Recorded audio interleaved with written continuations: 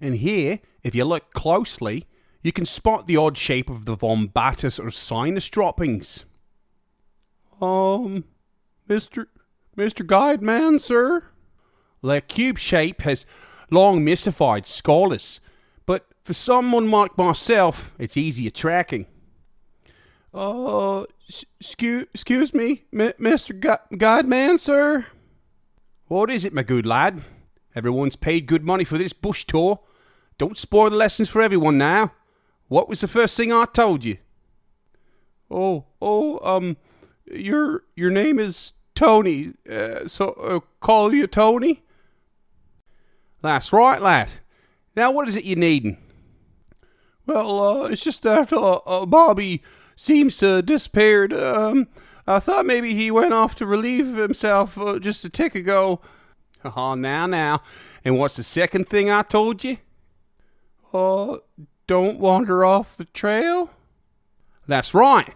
But don't you worry, though. You all stay here on the beaten path, and I'll bring Bobby back to us in a jiff. A few hushed murmurs descend throughout the nervous group, but Tony the guide gives his trademark disarming grin and reassurance as he makes his way through his huddled patrons and back the way they came. Once out of earshot, however, Tony bites down hard on his annoyance. If he had a copper for every time... a buzzing noise interrupts his train of thought. Plenty of insects out here, but this is a bit different. Not just louder or even distinct, but somehow more voluminous. Toady, sir? Is that you? The guide turns on his heel and pulls aside some brush to reveal his lost tourist. He breathes a gasp of shock. He does what he can to rein his composure back in, though he must not have entirely succeeded, as Bobby's face dons a worried, panicked look. Well, more so than it already was. Now, Bobby. You just stay still. It's not as bad as it looks from where I'm standing. You just gave me a slight fright is all. He lies through his teeth. You just keep still and I'll pluck all these out, one by one.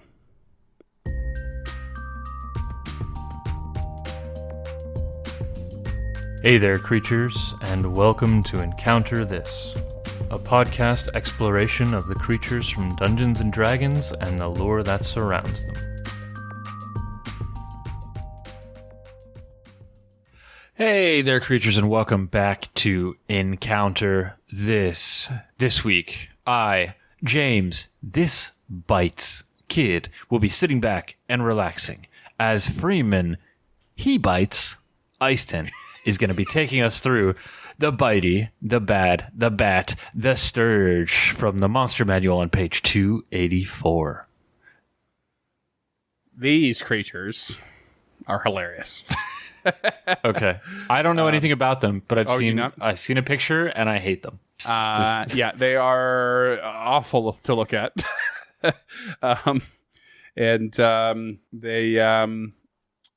These are basically just oversized mosquitoes, but also sort of mixed with a bat. And it's pretty much the best way to describe their appearance. So they have their skin and their wings are mostly bare in a reddish brownish color, and they've got a small dark mane of hair around their head and neck. Their legs are sharp pincers on them. They have a proboscis that is long and needle-like.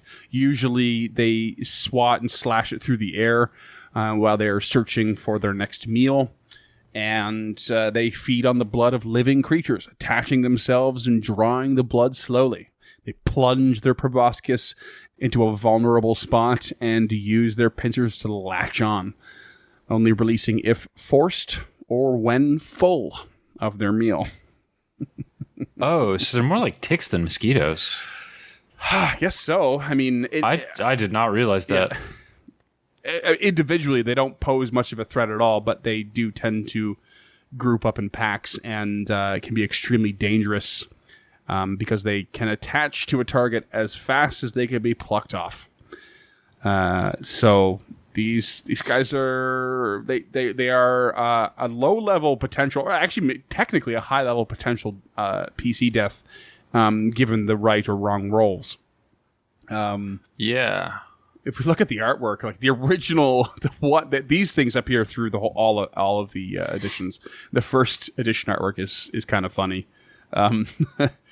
It's pretty goofy. I don't know. It looks like a bumblebee with bat wings wearing a plague mask. Pretty much, yeah. Chewie is a little more mosquito-like, but with straight up bat wings. Very, very much bat wings. Yeah. 3E has got 4 wings, and they're a little more like leathery looking across the board. 4E also 4 wings, but like in a really strange pattern. They don't really look like they could fly. And again, very and their pincers are very much more pincer-like. And then the 5E art is like really looks a little more natural actually for a creature. And they have these bat-like wings. There's holes all through the leather wings, like they've been through some shit. That's where like the little mane is portrayed in the artwork, and they just look really quite creepy. I actually have a really hard time with the coloring on the 5e one. Yeah. Because it all just blends together so well. And I know that's out of design, but like I did not even pick out 4 pincers there until you just mentioned it. Like right. And like figuring out that that's 4 wings instead of just 2 really weird long butterfly kind of things. Yeah. Like it's really hard for me. It looks really nice. The mane is done so well. There's a couple other pieces of artwork there I found in the Forgotten Realms wiki as well. Like one of them is an old interpretation with feathered wings. I love that one. That looks so awesome. Looks it's got like cool.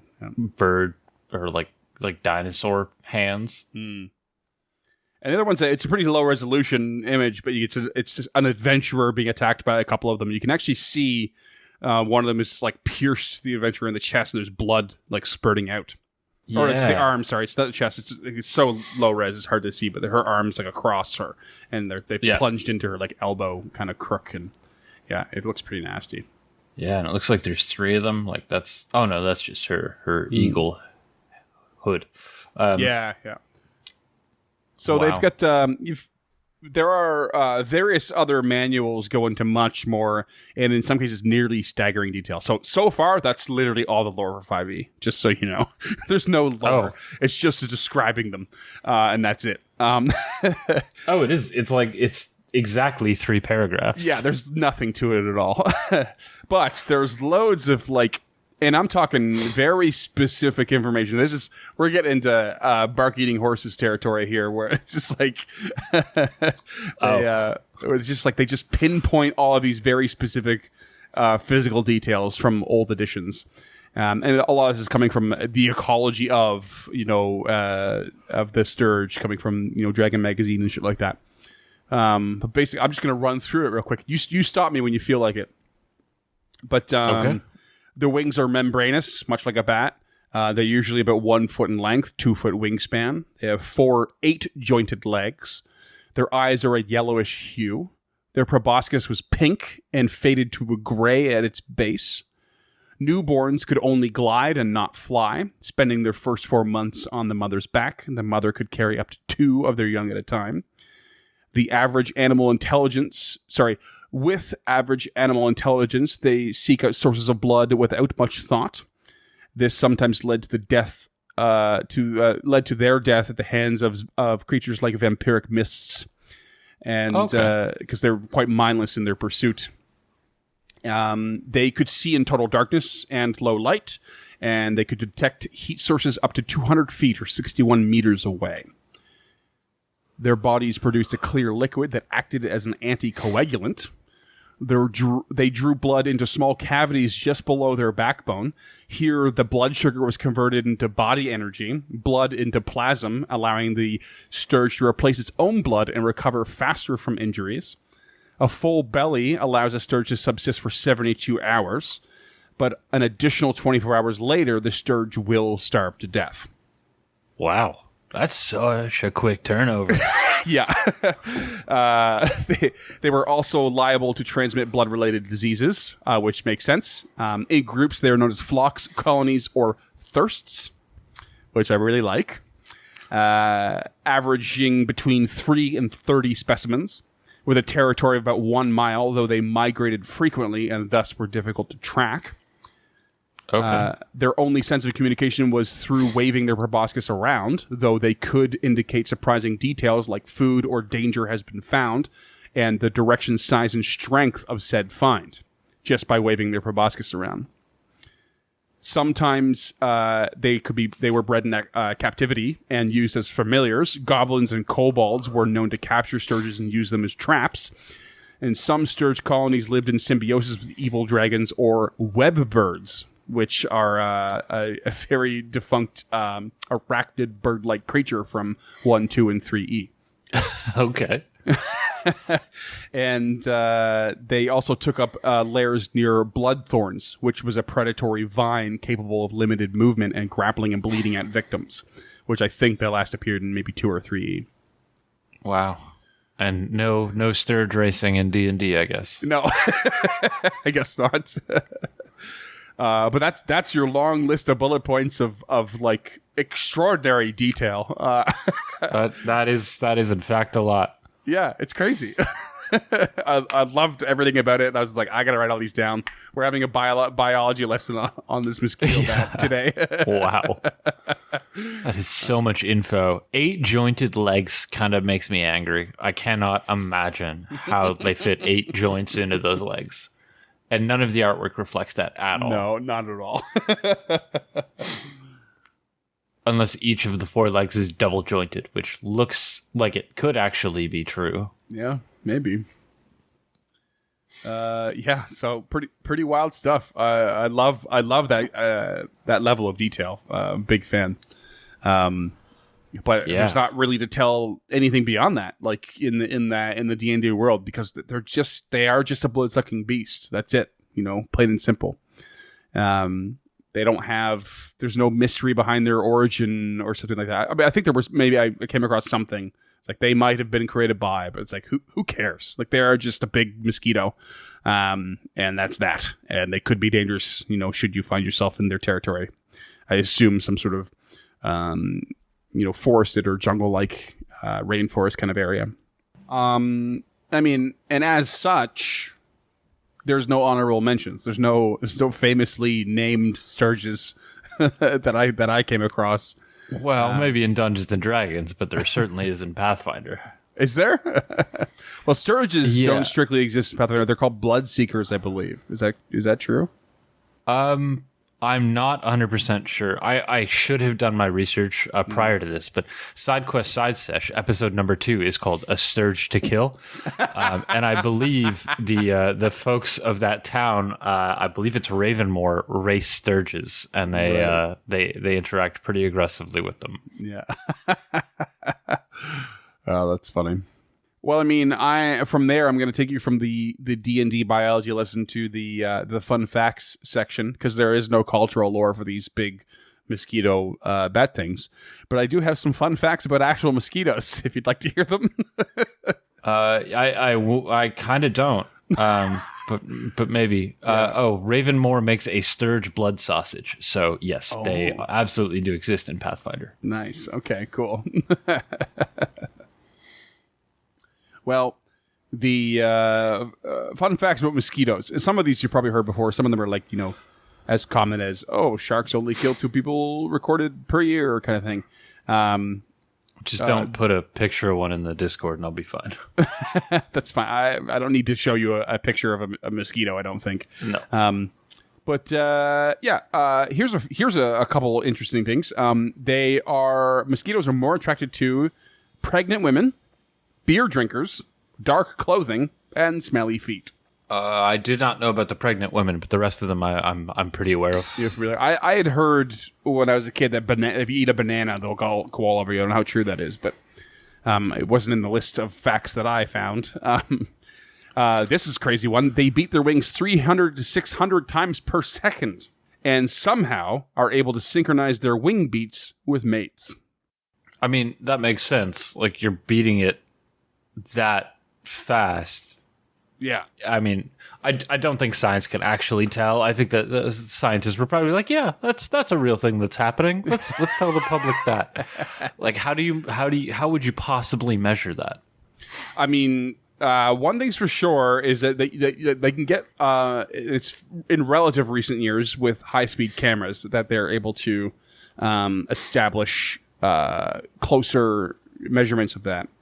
The reason I know that is I remember watching a documentary quite a while ago called Richard Hammond's Invisible Things, and it's a 3-parter where it discusses things that are too small for us to see, too fast for us to see, and out of the spectrum of light for us to see. And the one that's too fast, they talk about bumblebees for a good amount of it, and it was actually a mystery for a long time how bumblebees were able to stay hovering because of their body size compared to their wingspan or their wing size.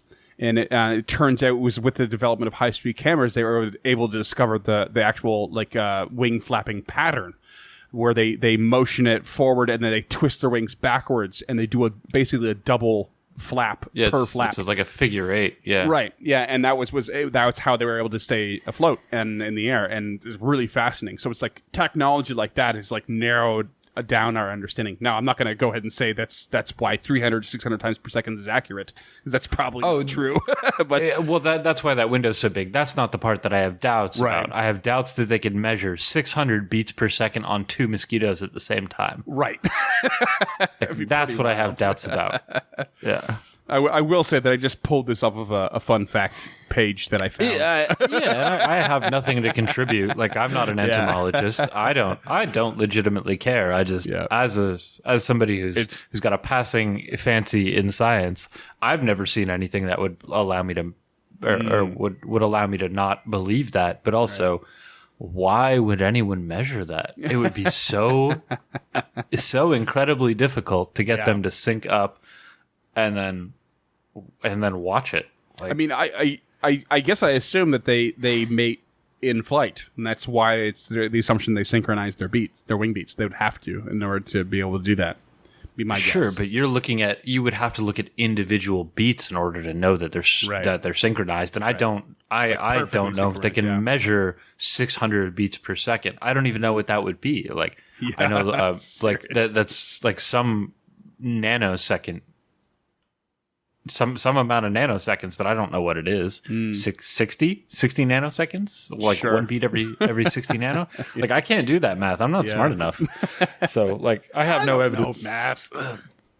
Yeah, so I have no evidence to say that they don't know that, but it's a properly hard to believe fact, for sure. I guess. I mean, let's not dwell on it any longer. No, you should just cut that whole thing out. There's no need for that to be in the show. Their bites are itchy thanks to their saliva, and only females actually bite, apparently.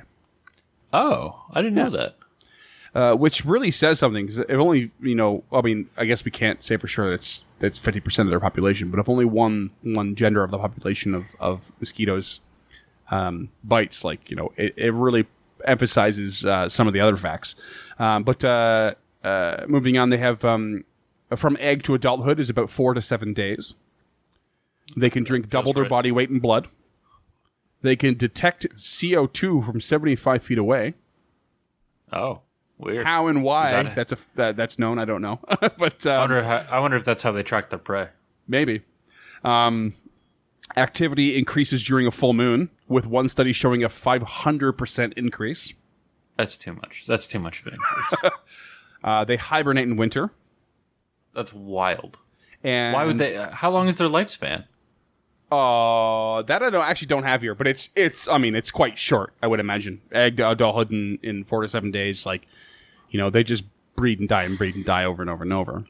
7 days. It looks like their lifespan is. So if you're 2 days into your life, you just hibernate all winter?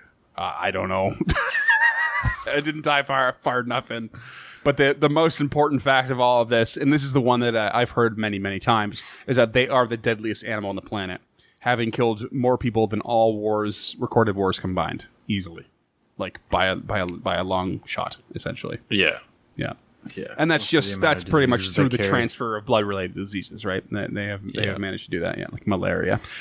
So I don't know how true this is, so I'm just going to throw it out there. Here's me spreading misspreading facts that I've heard that if we removed them from the planet, the ecosystem would not suffer as much as it would if we removed any other species. It would not. Yeah. Oh. Like they're only the primary source of food for bats, and that's only like 6 weeks a year. Right. Everything else has a more abundant primary food source. Insects available for the other. Yeah, everything else has like a much wider variety of diet, essentially. Yeah, they don't heavily lean on the mosquito population. That makes sense. Yeah, and those that do, you get the wrong mosquito and it could fuck you. So. Right. Yeah, crazy. Again, this is me just spouting non-truths because I don't have anything to back that up. I think I read that in The Scientist in the early 2000s, so who knows? But whoever I read it from, I led credence to it, even though I know that if you cannot remember the source, chances are it's not a valuable source. Well, I mean, that brings us... That's all I got for mosquitoes. Okay, so tell us about... Oh, that was the cultural lore. That was... That's all the cultural lore I could find. All right. So how do they differ between the sturges and mosquitoes? One is real and the other's not? Pretty much. Yep. There's no details about whether or not the sturge is an insect or mammal. I would call it a mamsect, maybe. I think it's probably a mammal. You think so? They don't appear to have any nipples. They also have skin as opposed to a skeleton. Or a carapace. I'm sticking with mamsect. Okay. Yeah. that's how I feel about that. No, that's fair. They are the stuff of nightmares, and I would not want to live in a world where they existed. Yeah. All right. Well, I've just cracked my beer because it's mechanics time. And what better way to drown the terror of a mosquito bat than a black ale stout? I wonder how many ravens eat mosquitoes. Lots? Actually, no. I have no idea. I don't know what birds eat. Worms and rodents in the fields. And probably some insects, I guess. I feel like a mosquito is extremely inconvenient to snatch up. They're just so small. And yeah, they come in like these big fucking fuck off flocks and stuff sometimes, but like it's not like any bird is doing what a whale does with krill, It's like they just open their mouth and fly through a cloud of mosquitoes and see what happens. Like that's how bats do it. That's fair, I guess. But bats have much bigger jaws and maw of a mouth, I would imagine, to make better use of that than most birds would. Yeah, beak is not specifically designed for that type of... though some are. Pelicans do it. Bats are the whale of the air, is what you're saying. Yeah. Here you go. That is your homework. Homebrew creature, whale bat. We'll call it a wat. All right, mechanics. What CR do you think this creature is? I don't know, man. It's pretty terrifying, so I want to go high, but also it's ridiculous, so it makes me want to go low. No, it's the lowest we covered so far, for sure. Oh, is it? Yeah, it's so the CR 1/8. Yeah, okay. That adds up. Real small. The HP of 2. Oh. Yeah. Pretty much guaranteed to die if you manage to hit it. AC of 14 with natural armor. Yeah. Yeah. Although their stats are they're all super low except for Dex. Like you have a -3 to strength, -4 to intelligence, -1 to wisdom, -2 to charisma, a basic con of 0, and then Dex is +3. Well, it's got 4 wings. That means it can fly in 4 dimensions. Is that right? That's sense. Yeah, I guess so.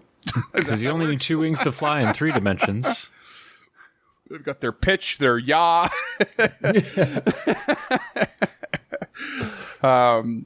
So these, of course, are tiny creatures, and they are unaligned. They do have a walking speed of 10 feet but a flying speed of 40.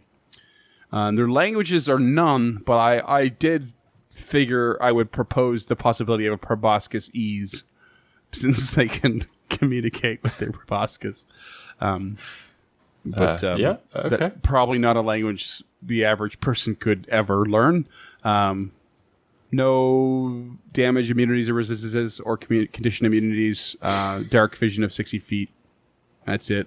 No abilities of any kind. They do have one attack, and it's called Blood Drain. It's a +5 to hit, which is pretty high for, I would say, for a 1/8 CR. It's only, of course, they do 1d4 +3 piercing, so it's quite minimal. Yeah, so Dex plus proficiency gets you that +5, yeah. But of course, we're looking at a couple of caveats attached to being attacked by Blood Drain. So basically, Blood Drain means they don't just do the damage, but they also attach to you, and while attached, they do not attack. However, they do automatically start drawing blood, which does the same amount of damage. So it becomes auto hits instead of 1d4 +3 damage. And this is, like, as far as I know, undefined damage. This is a non-specific damage type, because it's just drawing your blood out. And any creature can detach a Stirge from another or from themselves with a standard action. So it's relatively costly to remove one. And as far as action economy goes, and then a Stirge themselves can detach by spending only 5 feet of their movement, or of course if they die, or if they drain 10 HP worth of blood, then they will detach themselves because they are full at that point. Right. So one Stirge could kill a first level wizard in one turn. Well, maybe not one turn, because that second blood suck is going to take the next. They can't do that in one motion, stab and suck. It's stab and then next turn suck. Okay. But very quickly in 2 turns, if you're not fast enough, yes, could definitely kill a level 1 wizard. So I think they normally start around. I think it's 6+ con HP for a wizard. 6 plus con, yeah, something like that. I think that sounds right. Yeah, it's one of the lower ones for sure. So even if you go max and happen to dump con, like the most you will ever have as HP would be 9 at level 1. I think, is that how that works? No, 10. 10. So yeah. yeah, the potential is absolutely there. So if this thing attaches to your wizard, you have until this thing's next turn to remove it, or it could very well kill said wizard. So just so I have the action economy right, it is first attack +5 to hit, 1d4 +3 piercing. Second turn, no to hit, 1d4 +3 untyped HP damage. Correct. And this bypasses DR. It looks like it's interesting. These could be a pain in the ass at higher levels too. Yep. So maybe not you specifically, but you did play a game that I DM'd in which these things were encountered. I remember. I'll never forget it. Okay. I can't remember who went into the attic. And spoilers for anyone listening. It was you, okay. Yeah, it was me. But there were about 6 of them. And everyone was at level 1, I think. And there was only one. If it was you, there was only one person that went into said attic, and the danger was so fucking real in that moment. Yeah, it was my half-elf sorcerer Gearhart Aloro. Oh, that's right. And he burned down the stairs on his way out, not realizing that Stirges could fly. Yep.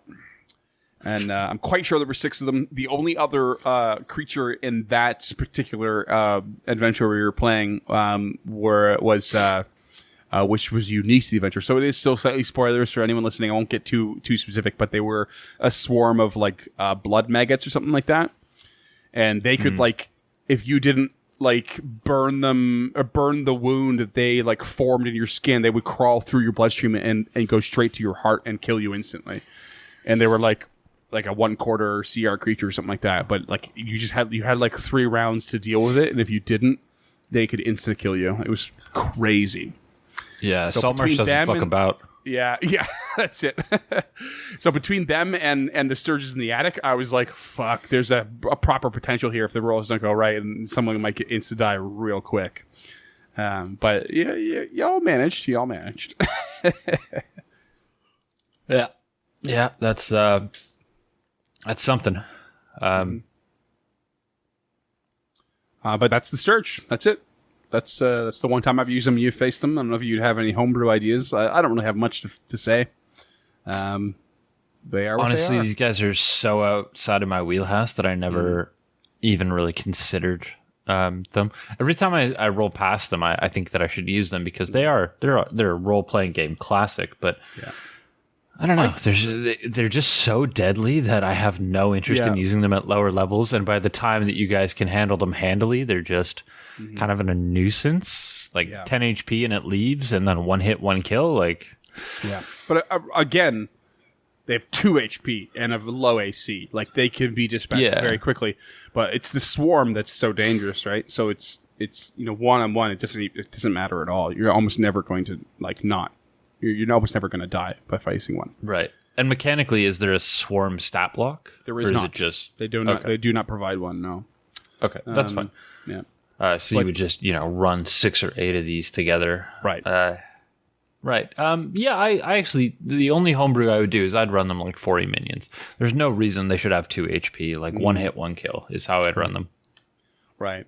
And like these are a good creature to put in a small swarm for a random encounter while traveling through the wilderness. That's kind of it, or a place that that they would hide out because there are significant sources of blood, so whatever. Like don't get too fancy with these creatures because they're not fancy, but they could put players on edge in the right scenario. So, and that's how I would use them. Random encounter table. Yeah, I would I would issue a word of caution. I haven't run them, but looking at the stat block, I can see how deadly they are. So maybe I wouldn't use them lower than 3rd level without having every member of my party's consent that their PC can die at any time. Right. Totally. I know we've talked about it before on the show, but I'm really big on getting consent on PC death before the game even starts. Yeah. And some deaths can be so stark and so fast, and this is one of those creatures that can do it.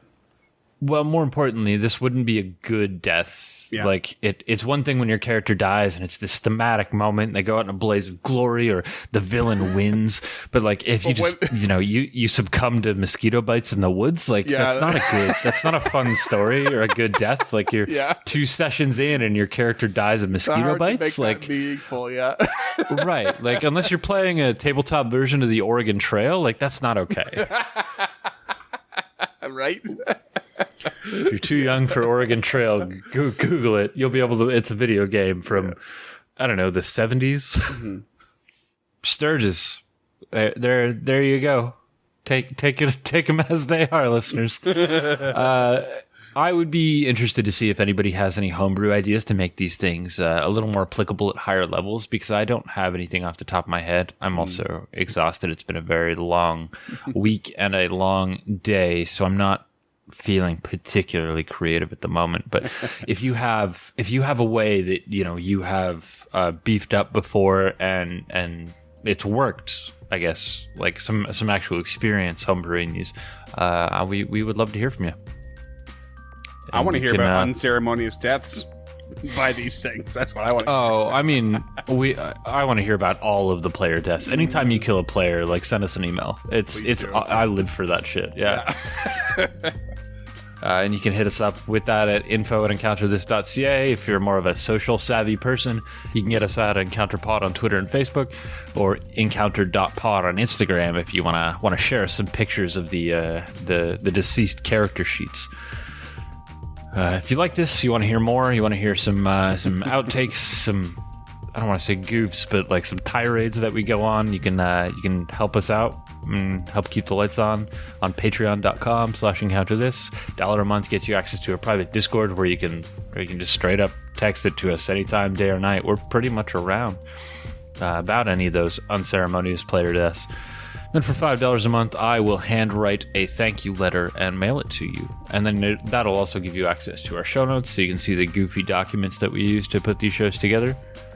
And then for $10 a month, you can suggest a creature like, I don't know, the incubus and succubus, because it takes up half of the page of the Stirge. We already did that one. And you can find that episode on our website at encounterthis.ca.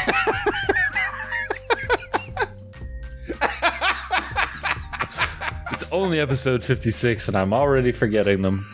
Oh, God. Hopefully, you are not. Thank you and good night. Oh, man. Did we really already do that? I can't. Oh, I don't remember it at all. I'm sorry. You must have run that one, right? Yeah. Yeah, I am so sorry. You deserve better. I don't even see it. Are you sure you already did it? You know what? I didn't. It was actually Cambions. Yeah, okay. So keep this all in, and I can be validated. If you want $10 a month, we'll do Incubus and Succubus for realsies. I laughed so hard at your expense there, and it's my bad.